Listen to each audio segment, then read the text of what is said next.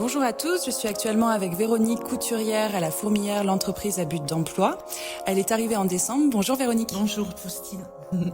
Quel était votre parcours avant l'entreprise à but d'emploi en quelques mots?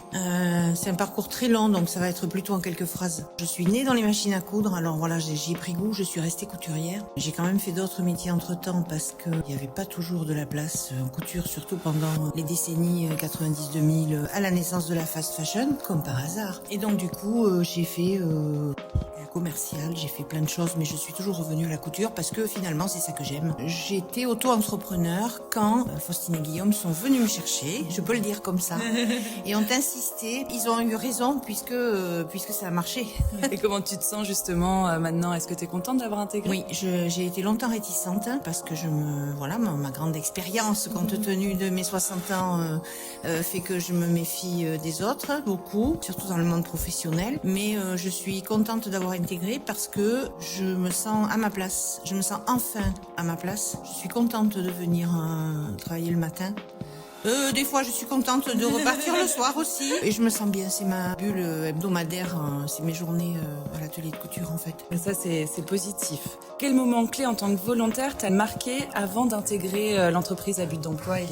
Mais le moment clé, ça a été la création de l'atelier de couture avec Guillaume, les démarches qu'on a pu faire pour aller rendre visite à d'autres ateliers de couture, des ateliers d'insertion, des ateliers associatifs. J'ai senti que mon expertise était importante pour l'équipe, pour la construction de cet atelier et pour sa réussite. Tu as été en effet très importante pour nous pour cet atelier. Merci. Qu'est-ce qui vous a surpris ou marqué en rejoignant l'entreprise à but d'emploi? La confiance qu'on m'a faite, alors elle m'a surprise, elle m'a marquée, elle m'a émue et elle m'émeut toujours. Donc on en parle plus.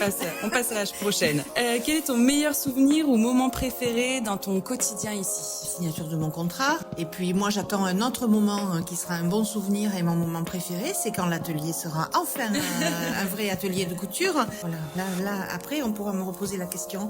J'aurai vraiment un très bon souvenir, je crois, à ce moment-là. Eh ben, on fera une autre interview plus tard. Ouais.